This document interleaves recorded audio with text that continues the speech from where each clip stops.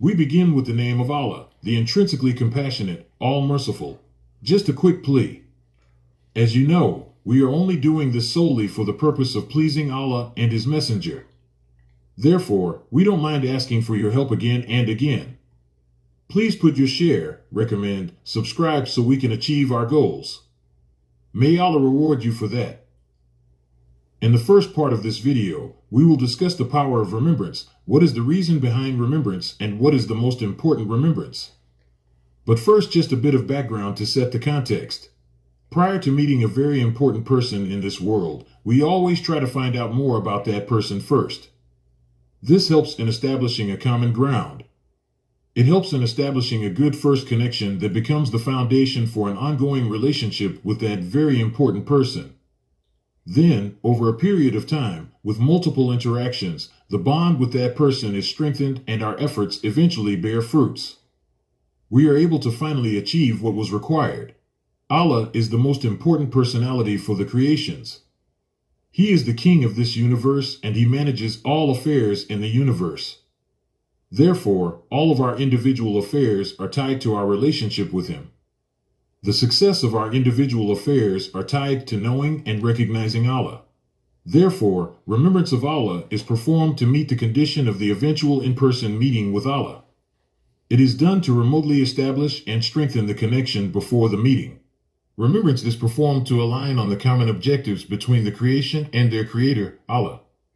It is done to affirm the obedience towards diligently adhering and pursuing those objectives to the best of the abilities of the creation. Remembrance is also a reminder to constantly assess our performance and seek Allah's help in improving our performance. RasulAllah said the best of remembrances in stature is La Ilaha Illallah, there is no God except Allah. None but one. Allah. The question can be asked why there is no God, but Allah is the most high in stature amongst all the remembrances of Allah. The reason why it is at the top is because it is the reason for our existence in this world and survival in the hereafter. All of the human affairs of this world and the next world are tied to this one remembrance. Let's try to understand that in a bit more detail. First of all, we need to understand that the entire creation came into existence because Allah wanted Himself to be known and recognized. Angels also know and recognize Allah. The question is why they were not sufficient for knowing and recognizing Allah. Why the human being was created to achieve this goal. The answer is that the creation of angels would have met one of the conditions, which is to be known, but it didn't fully meet the other requirement, which is to be recognized in the capacity Allah wanted creations to recognize Him. One may ask, what is the difference between known and recognized? One can know a person by looking at the outward reality of a person. However, to truly know a person, we would have to know the inner characteristics of the person. We would have to know the qualities that make up the character of the individual. These characteristics are often hidden from us. We only recognize them when an individual expresses them to us. For example, when an individual human being gives a speech to an audience, only then we know whether that individual has good speaking characteristics or not. The better the individual can speak, the more the individual is recognized as a good speaker. Similarly, the true recognition of Allah is only possible by knowing the attributes or characteristics of Allah. For example, one of the characteristics of Allah is that He is the Rabb of the worlds. This is translated as the Lord and Sustainer of the worlds. Allah has the characteristics of being the Creator and the Sustainer from eternity, but these characteristics were only known to Him. They had to be revealed to someone to be known and recognized.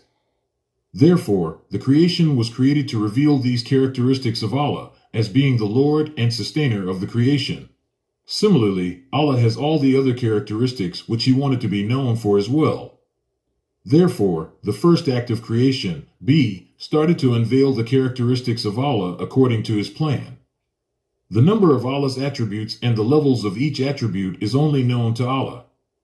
We only know what attribute Allah decides to unveil to us and to what level He will unveil that attribute to us.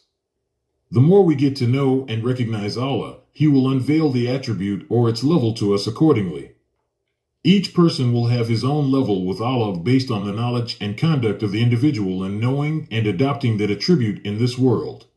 To show all the characteristics that Allah wanted to be known for and recognized with, Allah created human beings as the main observer and the main witness amongst the creation.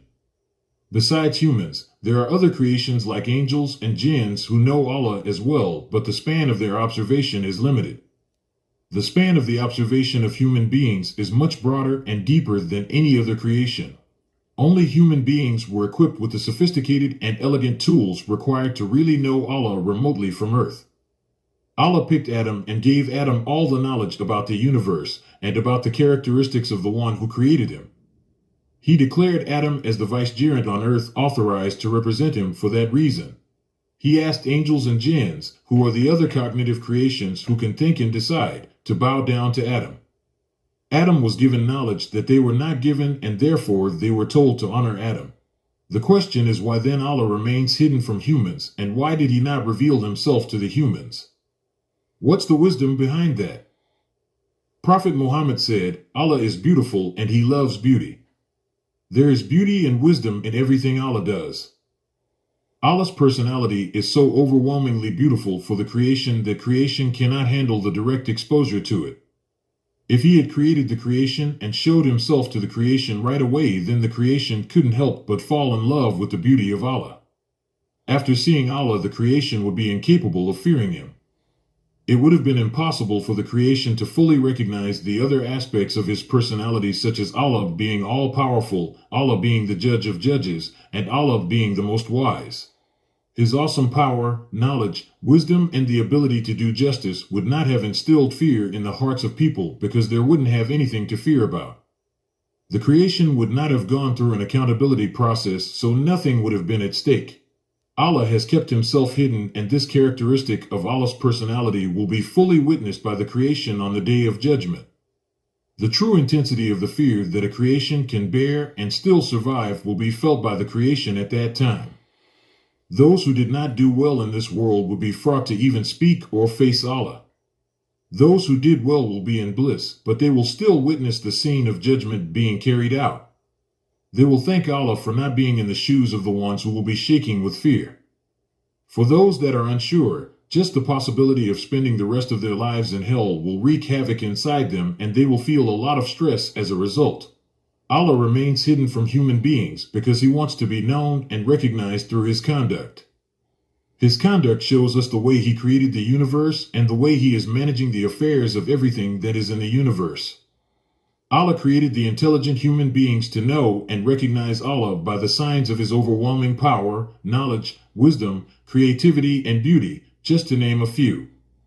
Since he wants to be known and recognized through his conduct in the universe, he wants us to be known and recognized on the Day of Judgment through our conduct. He wants us, humans, to be known and recognized through how much we really know about him, how much we know about what he wants from us in this world, and did we try our best in this world to pursue Allah's objectives or not. This is why Allah, repeatedly, reminds humans to look at the signs in the universe to know him better. Once we know him, then it will increase our curiosity to know more about him. Once we truly know him, then it will compel us to pursue his goals in this life. Allah says that if you, O human, do my remembrance regularly, then it will not take you too much time to come to know that I am your Lord. Allah takes ownership of showing his signs to us. Before everything started, Allah was there but remained unknown and unrecognized. The entire universe and everything in it was created single-handedly by Allah. Everything in the universe was laid out so that humans can get to know and recognize the only God. Allah is the owner of countless characteristics and unlimited levels of ascension in each attribute. The reward of knowing and recognizing such a divine being cannot be short of anything but unending rewards that no eyes and ears have seen or heard before. However, the consequences have to be paired according to rewards to demonstrate the justice of Allah. That is why La Ilaha Illallah is ranked as the number one remembrance in getting to know and recognize Allah. All other remembrances are linked to this remembrance, and this remembrance encompasses all other remembrances. Inshallah, in the second part of this video, we will discuss why all forms of knowledge emanate from this remembrance. We will discuss why La Ilaha Illallah is the key for all knowledge that exists in the world. Speak to you soon.